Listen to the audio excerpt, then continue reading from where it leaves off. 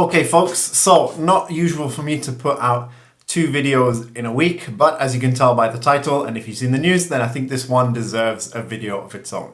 So let's get right into it. So if you're new here, my name's Jonny. I'm originally from the UK, but I've been living and working in Spain for the past 5.5 years. And on this channel, I talk a lot about life in Spain, as I'm about to do in this video, a lot about the financial aspect of living abroad, saving, investing, and sharing my travel experience around the world as well. So those of you who follow what's going on in Spain and even the broader news in general will be aware that yesterday, as I'm recording this video, there was a nationwide blackout affecting Spain and Portugal and parts of France. In Spain, this came a little after 12:30 local time in the afternoon, and for the majority of people in Spain, it lasted from 10 to 12 hours. During that time, there was no electricity, telecommunications networks went down after a few hours as well. It caused significant disruption to life throughout the country. At this stage, authorities are still investigating the exact cause of what caused the blackout. Anyways, I don't really want to get into the causes in this video. What I do want to share in this video is a little bit about my experience of how it was being here during those 12 hours where we didn't have electricity. And also talk a little bit about the personal reflections and lessons that I've taken away from this experience as well. So I'll summarize the experience in this video. What I'll also do is I'll make an extended video with a more detailed account and footage of what I saw firsthand during those 12 hours as a members only video. So if you do want to see the extended version of the video, then feel free to sign up and join the channel as a member or by becoming a patron, and you'll get access to that detailed account with some firsthand footage as well. I will include some footage and images in this video as well, just for those of you who are wondering. This is basically how the day went. I was working from home, normal Monday, just going about my daily tasks, and the electricity goes out around 12:30, as I said. And so at first I'm thinking, this sometimes happens in my apartment. It's strange though, because I didn't really have any other appliances on. So let me go and check it out. So I go to the electricity box, I flip all the switches off, I put them back on, still no electricity. I then go out into the hallway of the building, try the light, and nothing. So I go out into the street, start walking around a little bit. So I see pretty much, all local businesses, pharmacies, the opticians, the supermarkets, there's no light in any of them. So I keep walking a little bit, and then I get to a traffic light and I see the traffic light is also off. And so I'm thinking, this is really strange. I get as far as my gym and I speak to someone at the gym. And that was the point where I learned that this was something affecting the entire Iberian Peninsula, and it blew my mind. I was thinking, honestly, the entire Iberian Peninsula, all of Spain and Portugal is without electricity? What is going on here? And so with that, I get home, start trying to process everything that's going on. And so I start taking stock, okay, what food have we got in the house? What cash have we got? All this kind of stuff. And so I was really a little bit light on food, and there was still a couple of fruit stores in the neighborhood open. So we went and got some fruit. And then with that, started making stock and coming up with a meal plan of, okay, this is what we're going to have for lunch, for dinner. If this goes on longer, if this goes on any longer, this is the food that we've got. Because this is important to note when I was out as well. I was trying to call my wife and my brother-in-law from my phone, and the mobile network, even though it was available, the call wouldn't connect. And then at the point when we got to the fruit store, which is maybe about an hour after the whole thing started, there was no service on any mobile phone network. And so at that point, it was pretty much, oh shoot, we don't have internet access, we don't have communication network. We went to the car because that's the only radio we had, and that's where we were essentially getting our news updates from. And that's when we started to get more information. Okay, this is impacting the whole Iberian Peninsula. Stay tuned, all that kind of stuff. In the afternoon, we didn't really do that much because what can you do in that situation? My wife and I went out for a bit of a walk, realized that Mercadona was still open. It was the only supermarket in the neighborhood that was open. There was very limited food available. In the members video, you'll see the extended video of what Mercadona looked like. At that point, we had no information about when this was going to be restored. And we just knew that, at 9 p.m. it's going to be dark, there's going to be no street lights. You should get home and get inside before the sun goes down. And so anyways, we got another radio update when we went to the car, and that's when we heard reports that in certain parts of Madrid, we heard that in Getafe, in Galapagar, that these 2 municipalities had got the electricity back on. We also learned that in Sol, in the very center of Madrid, the electricity had come back on as well. So we understood that, electricity was slowly coming back. And so it was at this point that I was quite hopeful that, okay, hopefully this should be resolved pretty soon. So we got home, 9 p.m. came around, the sun went down, it was very dark still. And so my wife and I, we had a candlelit dinner of sandwiches because no electricity. And as I say, the neighborhood was completely pitch black. You'll see here on the screen, this is a snippet of what it looked like at night. Completely pitch black, and really, really weird in that sense as well. So just as we were getting ready to go to sleep, like internet connection came back around 11:15 p.m. I think. And so messages started coming in from my family in the UK, from my wife's family as well, where we learned that in the centre of Madrid, electricity had come back on. Nevertheless, we were still without electricity for another hour until about 12:30 when the electricity came back on in the neighborhood.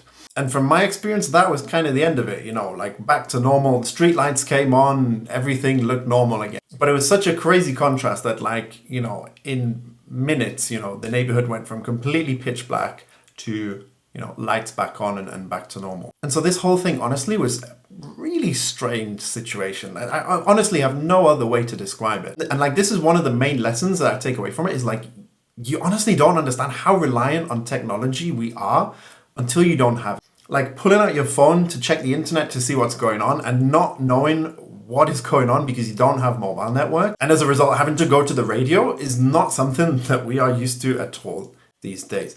I pay for a lot of things with Apple Pay and by card. And so at Mercadona, getting ready to say, I'll pay by card, as the lady told me the price, I realized as I was about to say, I was like, oh wait, I can't. I have to pay by cash.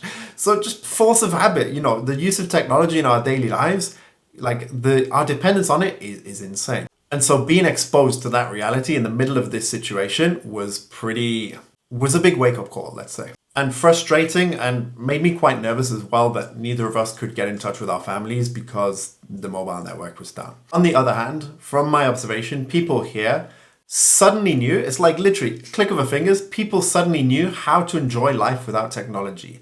I'm not kidding. When we went for a walk, we went through parks, and never have I seen so many kids and families in the park out playing in the sun and not a single mobile phone in sight. It was amazing. And in spite of this crazy situation, honestly, people were just out enjoying it. People were relaxed, people were calm, nobody was really panicking.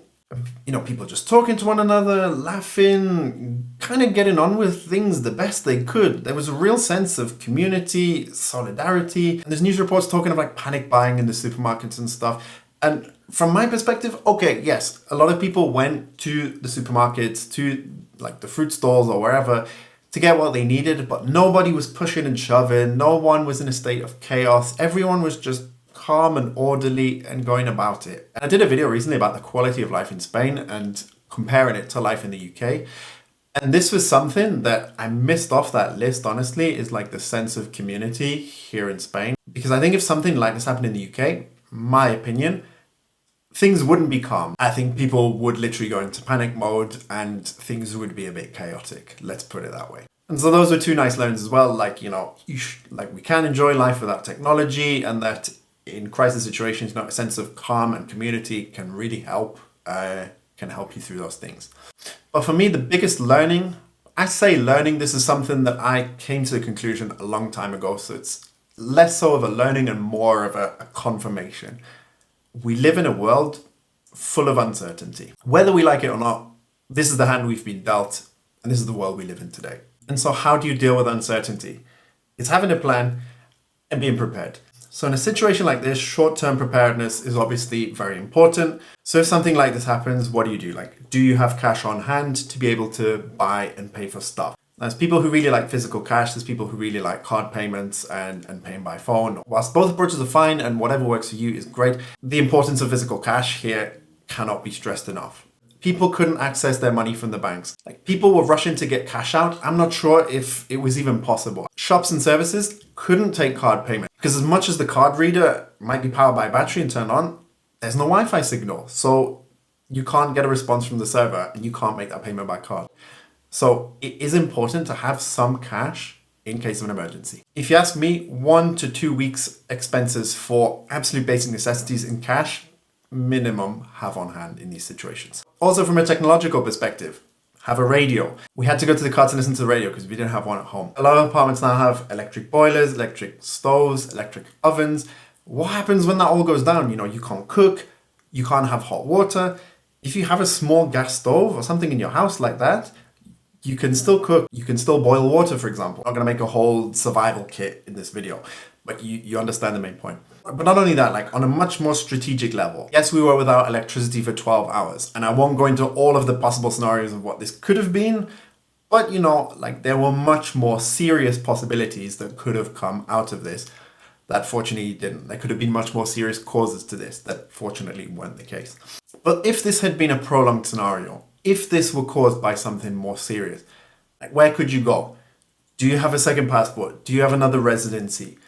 Do you have the resources to be able to get somewhere else if you need to? All your finances in financial institutions of one country, are they all in one currency? Again, the point of this video is not to go into the detail about all of that and how to do it, but it's definitely something to think about if you haven't already. Because that second residency, that second passport, the fact that you have financial resources somewhere else, you know, you never know how and when they may come in handy. So guys, that was it. This was very much a freestyled video, but I hope you found it informative and helpful with all of the information. And I hope you found it interesting as well. As I say, a more detailed account with extended footage will be available for members. If you're watching this in the first hour or two of this video being out, bear with me just a little bit as I pull it together, but it will be there.